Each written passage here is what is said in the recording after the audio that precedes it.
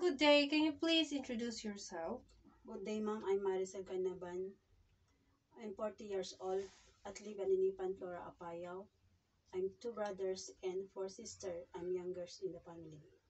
Do you have any experience working in abroad as a domestic helper? Yes, ma'am. How long did you stay in that employer? 5 months only Why? because my contract is not the same sign in my work. Okay. What is your main duties in your previous employer? Take care babies and house house cleaning. How many child? 6 childs, ma'am. Why did you choose to work in Hong Kong now?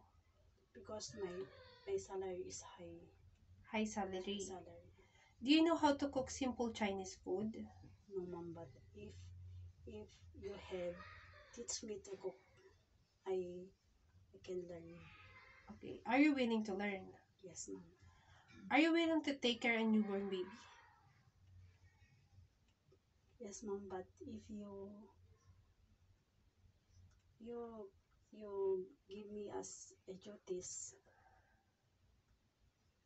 is my my priority to work is not zero.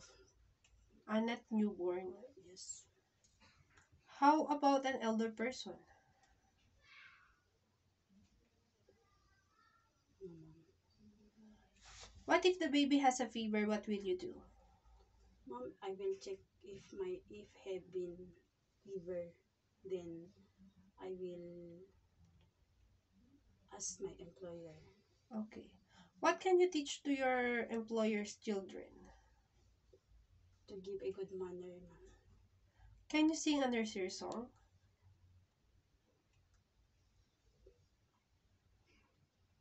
Mm, as as a A nursery song. Can you sing a nursery song? yes, ma'am. Twinkle, twinkle, little star at the sun. Okay. What kind of employer are you looking for? Nice and understanding, ma'am. Are you afraid of dogs and cats? No, ma'am.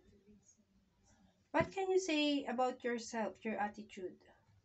Honest, patient, obedience Can and you give hardworking. Okay, can you give a short message to your future employer?